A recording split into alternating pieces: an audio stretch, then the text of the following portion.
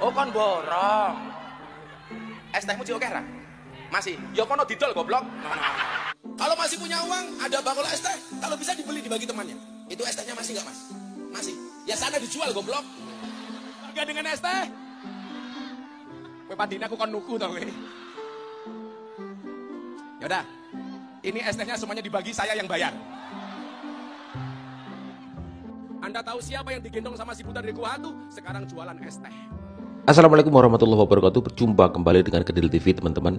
Rupanya apa yang dilakukan atau jargon-jargon tentang goblok, es teh dan lain sebagainya itu adalah sesuatu hal yang sudah menjadi kebiasaan dari Miftah Habibur Rahman teman-teman, di setiap kesempatan ketika dia ada ceramah.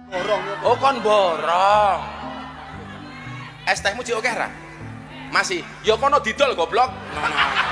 Kalau masih punya uang, ada bakul es teh. Kalau bisa dibeli dibagi temannya. Itu es tehnya masih nggak mas? Masih. Ya sana dijual goblok. Enggak dengan es teh. Kowe padine aku kon nuku to kowe. Yaudah. Memang berinteraksi dengan penjual semuanya es dibagi, teh. saya yang bayar. Nanti saya yang bayar. Sugih kiai ini Pak Prabowo kok, betul? Anda tahu siapa yang digendong sama si buta dari gua hantu? Sekarang jualan es teh. Ya, jadi selalu menjadi sebuah ucapan ya di setiap kesempatan. Ini siapa yang berdiri? Oh bakal es teh. Es tehnya masih nggak? Jadi jual goblok. Dan diulang-ulang terus ya, sering ya. Siapa bilang dokter itu pinter? Dokter itu goblok. Buktinya apa? Setiap orang datang ditanya, kan goblok. Gitu Kang Sone dadi atos didik iki. Rasa motak atik blok goblok ndi wong iki. Nggih, sik. Kopine sangit, ra enak sumpah. Iku goblok iki panitiane iki jan. Ampunen, ra enak to? Mas. Oi, ganti kopi, Cuk. Jadi kata-kata goblok, es teh dan lain sebagainya itu menjadi sebuah kebiasaan dari Miftah Habibur Rahman teman-teman, dan semuanya kelihatan seperti biasa dan semuanya membenarkan. Di kalangan jamaahnya juga menjadi hal yang sangat biasa karena itu sudah dilakukan berkali-kali dan diulang-ulang, dan itu menjadi hal yang lumrah begitu ya. Dan awalnya saya merasa wah ya, orang yang di luar jamaahnya, orang di luar majelisnya itu akan menganggap itu adalah kasar dan lain sebagainya. Tetapi ketika kalian melihat video ini ya, dimana seorang seniman yang sudah senior bernama Yati Pesek merasa terhinakan, merasa dilecehkan dengan kata-kata Gus Miftah ini, kalian akan berpikir dua kali. Bajing loncat, bajingannya kalau ajak munggah nih.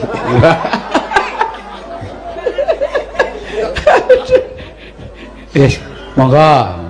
Aku kok njero bajingan. Lho niku lagune bajingan loncat niku ta. Oh, lagu dia munggah lapas niku. Ki sampean saiki arep nom ning dadi guruku lho. Oh, nggih. Nek aku Kula niku bersyukur Budayati elek. Mila dadi sinden. Layu dadi lonte ta niki. Lonte. Dia sebenarnya geram, marah dia. saiki kok dadi suarane kaya ngono. Nggih. Oh, untung Gus. Pripun? Sampean kene saiki dadi ora ustad kok ya? Ora ustad. Ora ustad kok ya? Ini kan padha. Ora kiai ya dudu ya. Kalau ngejuk komedi, belajar sama orang yang paham komedi. Ning aku meneng wae wae tangjan iku atiku yo loro banget. Wong aku kecil dadi seniman nganti tekan tuwa. Iku njogo budayaku ki tenanan, Ger. Ora mung asal-asalan. Aku ning endi wae kaya-kaya tetep nganggo bukti pekerti tata krama sing becik. Ning kok aku karo Miftah diunekke kaya ngono. Diunekke bajingan, diunekke lontre. Kecewa. Aku apa? Mongko aku ki kejadan ning kono ki aku ora tau lho dibayar ngono ki. Aku ora njaluk bayar. Wong aku rumangsa golek ilmu. Ngono lho. Ternyata sebulane kaya ngono.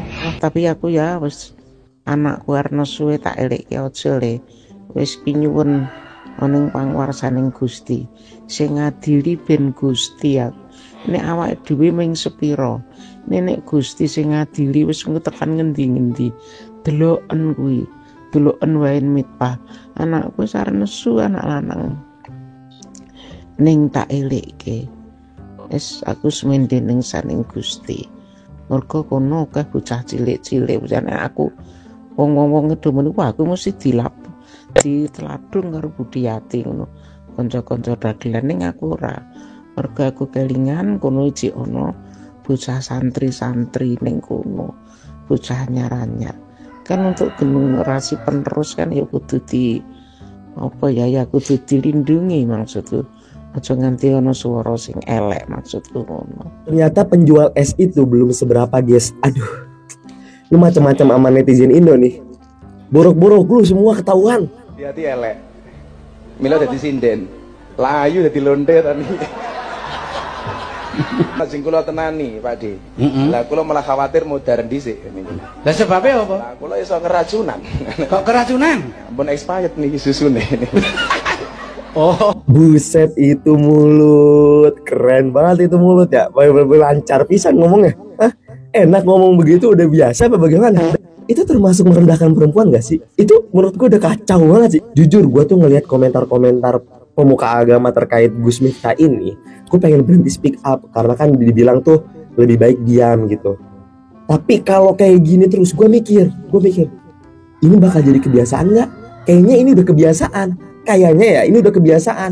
Makanya dia berani karena didimin terus. Ini yang penjual ST ini mungkin ya akarnya itu karena ketika dia merendahkan yang lain, gak dibenerin, gak diimin aja gitu, diimin. Jadinya keterusan, kebiasaan. Kalau terus begini, entar gue khawatir apa, pengikutnya kan banyak dia. Bukannya apa-apa, dia pengikutnya banyak. Nanti pasti apa bilangnya? Oh orang Gus Miftah aja boleh begini, oh orang Gus Miftah aja boleh begitu. Gue udah sering nemu kok orang-orang kayak gitu. Gue sering nemu orang-orang yang membenarkan atas nama kiainya. Kayak orang kiai ini aja begitu, orang kiai itu aja begitu. Kalau kayak gini terus mau kayak gimana? Hah? Mau lu dia menghujat terus? Mbak Yati, sabar nggih, sabar. Awak dhewe padha Mbak Yati iki runge padha do pesek, aku ndok pesek, jenengan Yati pesek. Sing penting sabar. Untung aku yo elek. Yen aku bagus apa ya wis dadi ngono kae. Sabar pokoknya Mbak Yati nggih, sabar. Gus Miftah. Diulang-ulang terus ya Gus Miftah itu. Sepertinya Anda itu belum sadar, Anda belum menyadarin bahwa Anda itu sedang ditegur luar biasa oleh Allah Subhanahu wa taala. Dengan kejadian ini di mana Anda itu dihujat oleh seluruh negeri karena perilaku Anda yang menghina Pak Swan Haji itu.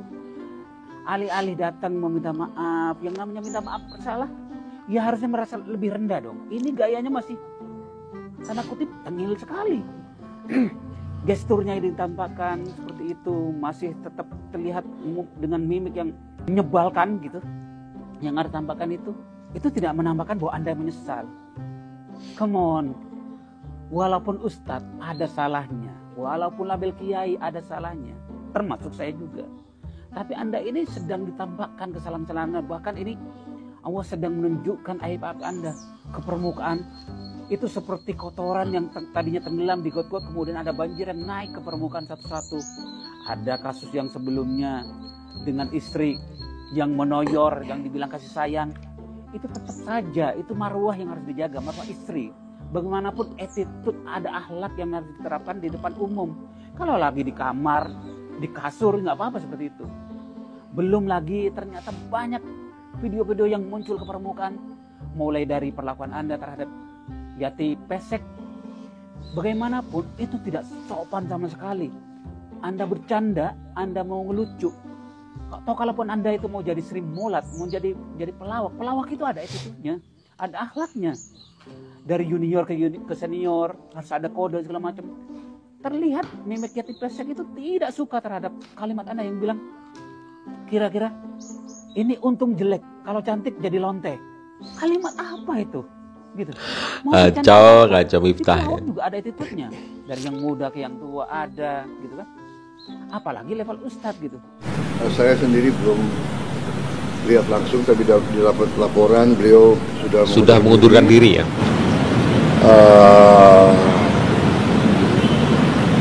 Komentar saya kira itu adalah tindakan bertanggung jawab, tindakan kesatria, ya.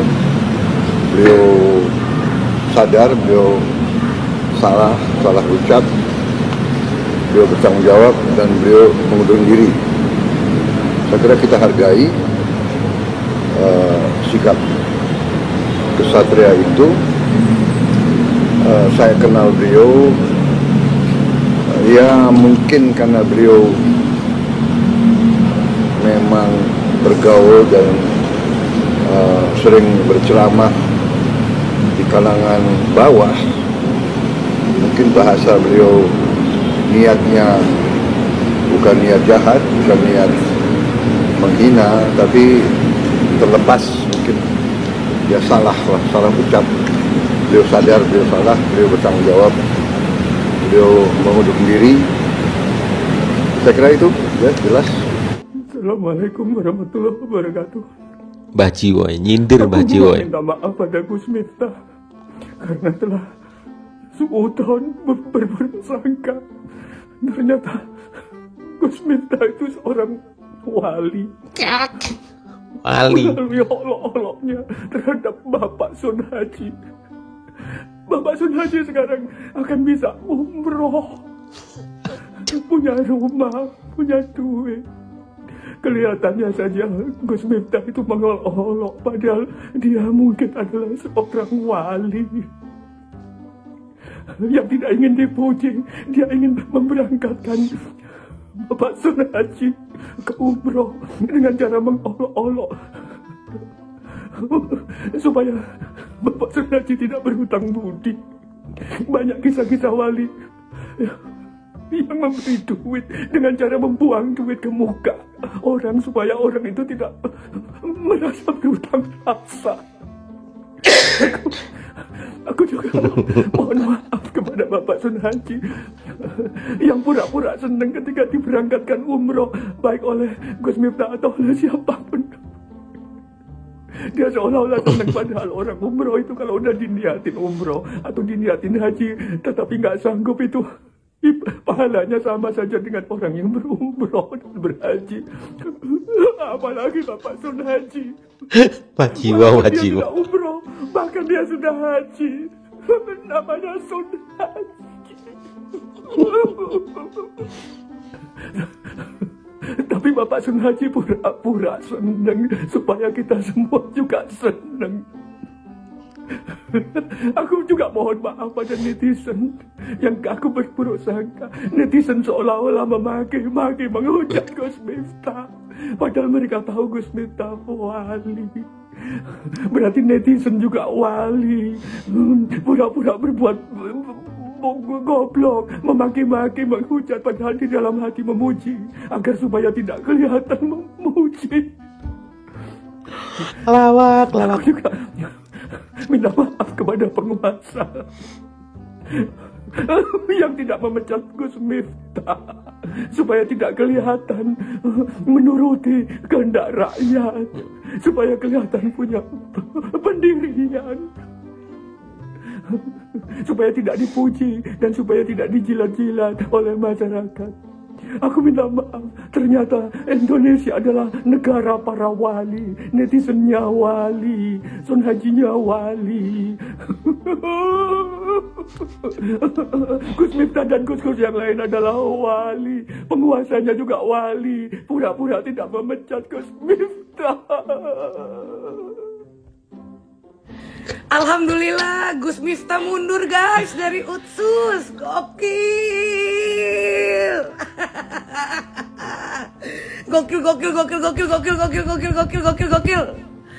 Gokil.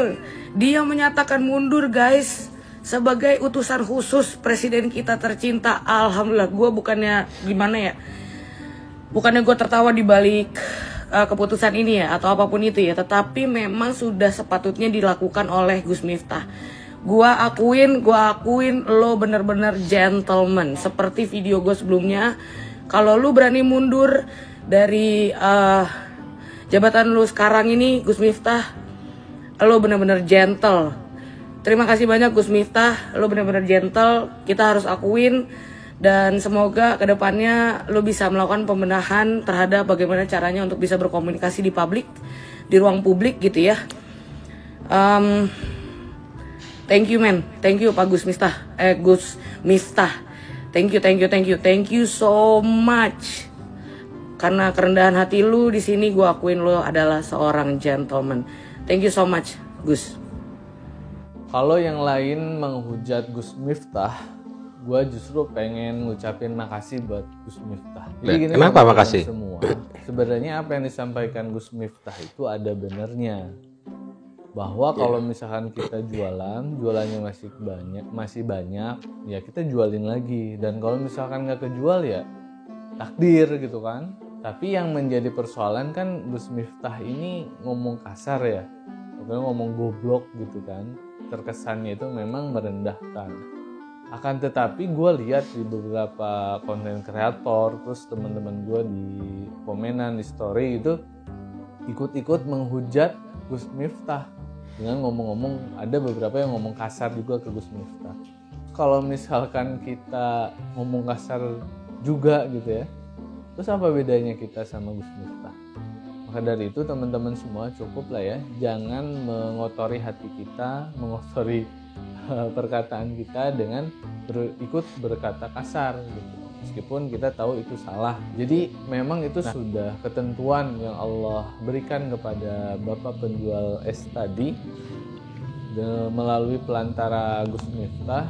Ternyata dia mendapatkan rezeki yang mungkin gak pernah dia sangka-sangka sebelumnya. Dia bisa umroh gitu kan, kemudian ada juga yang ngasih donasi, bahkan katanya anaknya juga dibeasiswain.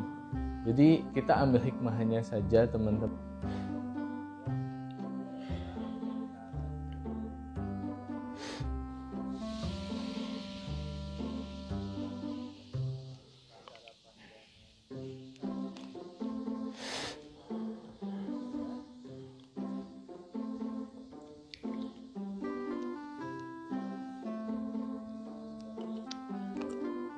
Ya mungkin Gus Miftah itu apes saja teman-teman, karena kata-kata itu kan diulang-ulang terus di setiap ceramah, seringkali diulang. Ketika dia bilang goblok, es teh dan lain sebagainya itu diulang-ulang ya di banyak ceramah. Gus Miftah apes. Bahkan Gus Miftah juga sering borong es teh gitu ya, penjual es teh itu dikumpulin kemudian dia borong. Dan mungkin saja es tehnya hari ini adalah es teh termahal yang dia beli begitu teman-teman, es teh termahal. Apapun sudah terjadi teman-teman, jadi setiap apa yang dilakukan ada sebab ada akibatnya.